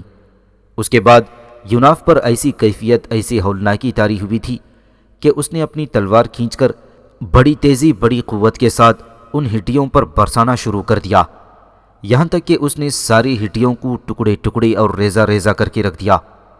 پھر اس جھونپڑے کے اندر پڑی ہوئی ایک چادر کو یوناف نے اٹھا لیا اور یافان کے ڈھانچے کی جھونپڑے کے اندر بکھر جانے والی ہڈیوں کو اس نے اس چادر میں ڈال کر باندھا اور اپنی سری قوتوں کو استعمال کرتے ہوئے وہ اس جھونپڑے سے روپوش ہو گیا۔ ماہی گیروں کی اس بستی سے کچھ دور یوناف دریائے جمنا کے کنارے ایک جگہ نمودار ہوا تھا۔ وہ چادر جس میں اس نے یافان کے ڈھانچے کی ہڈیاں باندھ رکھی تھیں وہ اس نے کھولی اور ہڈیوں کو اس نے پوری قوت کے ساتھ اچھالتے ہوئے دریائے جمنا میں بکھیر دیا۔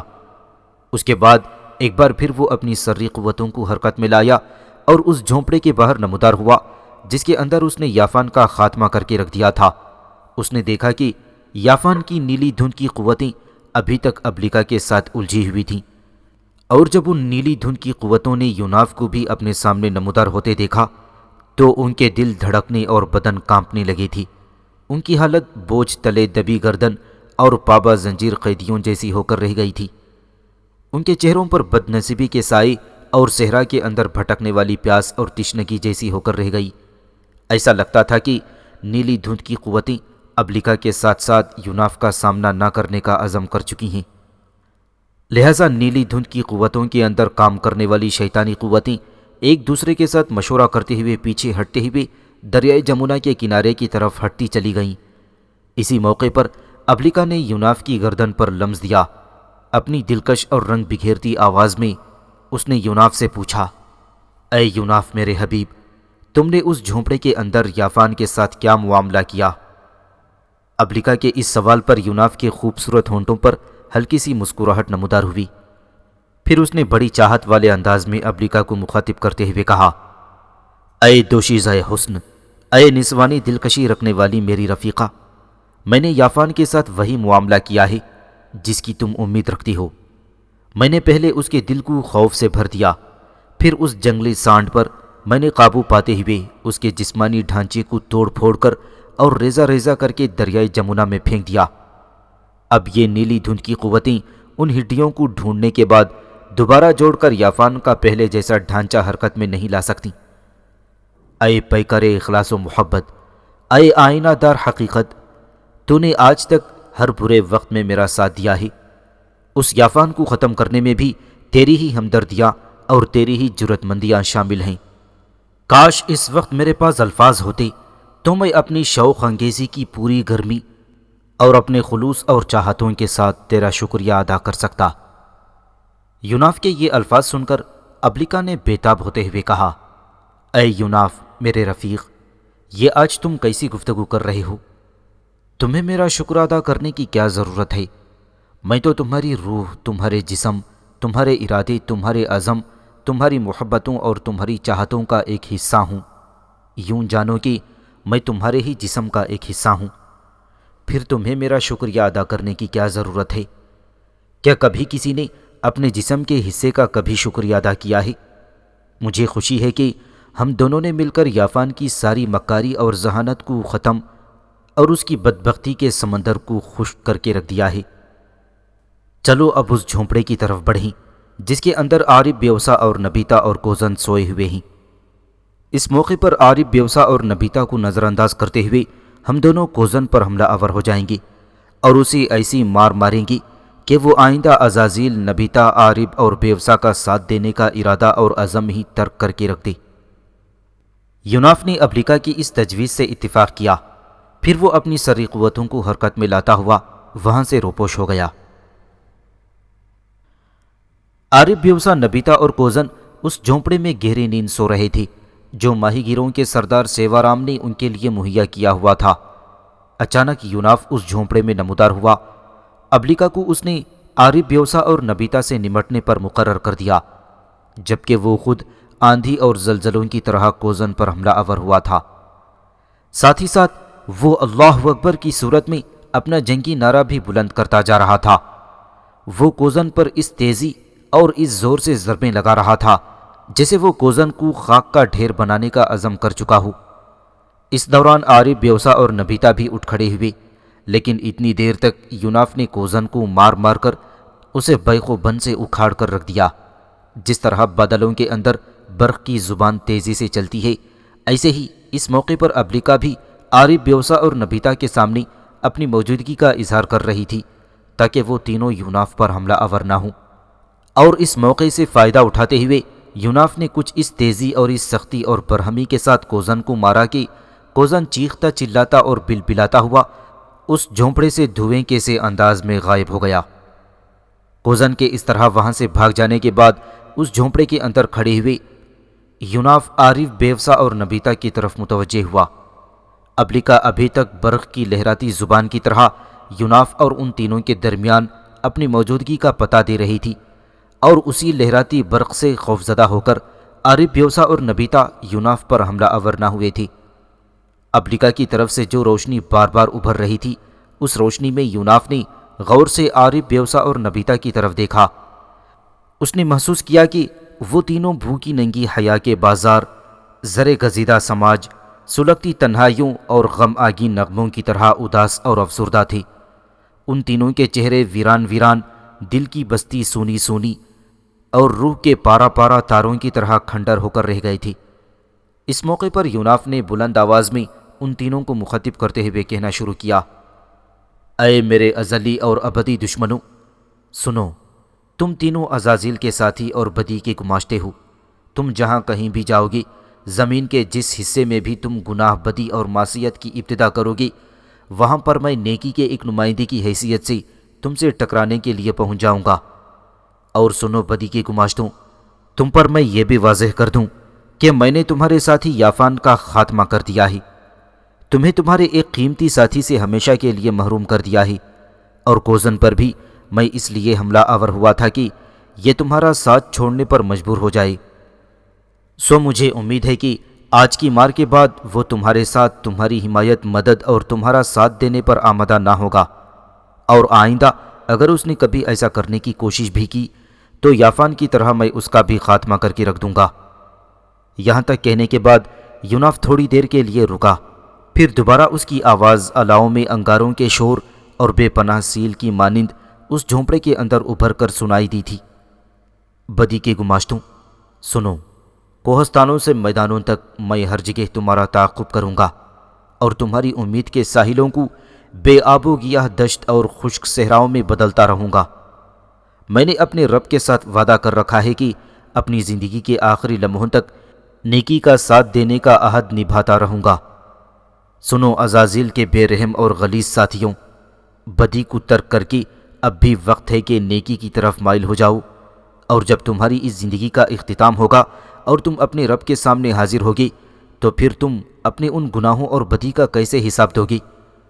سنو سانپ کی طرح انسانیت کو ڈسنے والوں، انسانی زندگی کے دونوں ہی سرے تاریکی میں ڈوبے ہوئے ہیں، تم بھی اس تاریکی سے ڈرو۔